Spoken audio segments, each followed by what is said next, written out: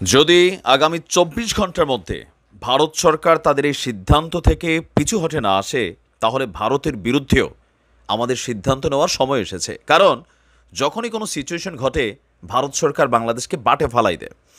সম্ভবত ডক্টর ইউনূস সাহেব তিনি আপনার ভারতের সাথে যেই ভাষায় কথা বলেছেন, সারা বাঙালি জাতি আনন্দিত হয়েছে। কারণ দীর্ঘ একটা সময় ধরে ভারতকে আমরা যে জিহুজুর টাইপের একটা অবস্থানে নিয়ে গেছি, বিশেষ করে আমাদের আওয়ামী লীগ সরকারের সময়, এই যে একটা অবস্থানে নিয়ে গেছে, সেখান থেকে ভারত নিজেদেরকে যে কী ভাবা শুরু করছে দেখেন।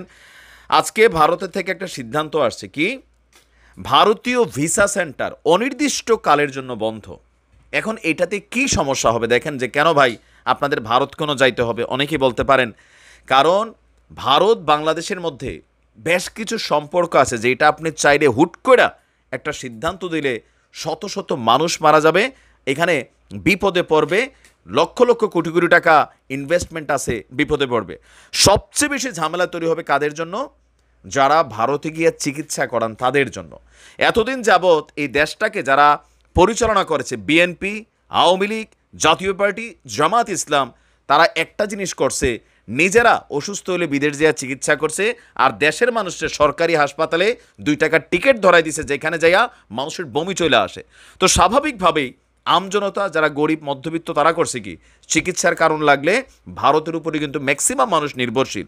এখন এই যে হঠাৎ কইরা ভারত তাদের ভিসাটা বন্ধ করে দিছে, বা ভারতের সাথে যে ফ্লাইটটা বন্ধ করে দিছে, তো এই যে মানুষগুলো চিকিৎসাধীন, হাজার হাজার মানুষ কিন্তু আছে যাদের নিয়মিত চেক আপ অথবা বিভিন্ন কারণে ভারতে যাওয়ার বিষয়টা জরুরি ছিল, তারা কিন্তু পড়ে গেছে বিপদে, চিকিৎসাটা নিয়ে অন্তত।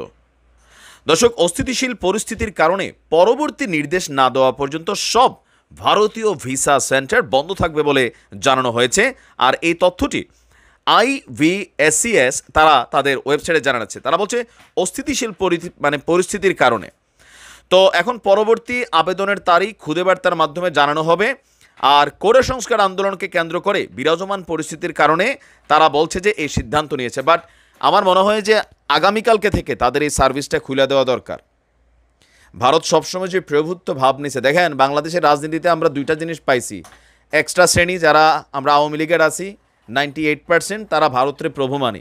আরেকটা শ্রেণী যারা অন্য রাজনৈতিক দলগুলো আছে, প্রকাশ্যে বিএনপি বা জামাতের যারা আছেন, তারা পাকিস্তানকে সাপোর্ট করেন। প্রকৃত বাঙালি সেই সংখ্যাটা খুবই কম। ভাই আমরা দল করতে পারি, কিন্তু কোনো দেশের সাপোর্টার না। যেটা লিগেল সেটা বলতে হবে। আমি বরাবরই ভারতের বিরুদ্ধে একটা জায়গাতে খুবই শক্ত সোচ্চার, সেটা হচ্ছে সীমান্তে ভারতের যেই নারকীয় অ্যাক্টিভিটিস বিএসএফ কর্তৃক, সেইটাকে আমাদের অন্তর্বর্তীকালীন সরকার আসার পরে জিরো টলারেন্সে নিয়ে আসতে হবে। যদি আমার সীমান্তে একটা তোমরা মানুষকে শেষ করো, তোমাদের সীমান্তে 2-4টা আমরা উপহার দিব, এই মেন্টালিটিতে আসতে হবে বিজিবিকে। কারণ দীর্ঘদিন যাবৎ এরা এগুলা করতে করতে একটা প্রভুত্ব ভাব চলে আসছে। বিজেপির এই সরকার বিভিন্ন সময় বাংলাদেশকে নিয়ে, বাংলাদেশের সীমানা নিয়ে, নানান ধরনের অ্যাক্টিভিটিস নিয়ে পেঁয়াজ বন্ধ করে দেয়, ঠাস করে এই সিদ্ধান্ত নেয়, এটা বন্ধ করে দেয়। ভাই রাষ্ট্র হিসেবে আমরা ভারতের উপর নির্ভরশীল, এটাকে আপনি অস্বীকারের সুযোগ নাই। আগামীতে অন্তর্বর্তীকালীন সরকার বলেন, ভবিষ্যতে বিএনপি সরকার আসুক বলেন, ভারতরে বাদ দিয়া চলার বাংলাদেশ সুযোগ নাই, মেরুদণ্ড ভেঙে যাবে, এটাই বাস্তব। তো সেই ক্ষেত্রে ভারত সরকারের উচিত জনগণের সাথে সম্পর্ক কানেক্ট করা। ডক্টর ইউনূস বলছিল যে ভারত সরকার আওয়ামী লীগের সাথে সম্পর্ক তৈরি করছে, আওয়ামী লীগও ভারতের বিজেপির সাথে সম্পর্ক তৈরি করছে। কারণ এই ছাত্র আন্দোলনকে কেন্দ্র করে আপনি যদি ভারতের সর্বস্তরের মানুষের ইন্টেনশন দেখেন, সাধারণ ছাত্রছাত্রীদের ইন্টেনশন দেখেন, তারা কিন্তু ছাত্রদের পক্ষে অবস্থান নিয়েছিল, শেখ হাসিনার বিপরীতে অবস্থান নিয়েছিল। তদ্রূপ ভারতের ইস্যুও আমরা বাংলাদেশের মানুষ যারা আছি, ভারতের জনতার পক্ষেও আমরা কথা বলি। রাজনৈতিক সরকারগুলো তাদের ফায়দা চিন্তা করে। এখন ইউনূস সাহেবের এই বক্তব্যের কারণে ভারতের আর একটু তো স্বাভাবিক বিষ উঠবেই। এর পাশাপাশি বাংলাদেশের মানুষকে একটু বিপদে ফেলানোর জন্য এই ভিসা, ফ্লাইট এগুলো বন্ধ করে দিচ্ছে। ফ্লাইট সম্ভবত ক্ষুদ্র আকার আজকে থেকে চালু হতে যাচ্ছে, আমি যখন নিউজটা করছি। তবে ভিসা সেন্টার খুলে দিতে হবে, না দিলে ভারতের দূতাবাসই বাংলাদেশে বন্ধ করে দিতে হবে।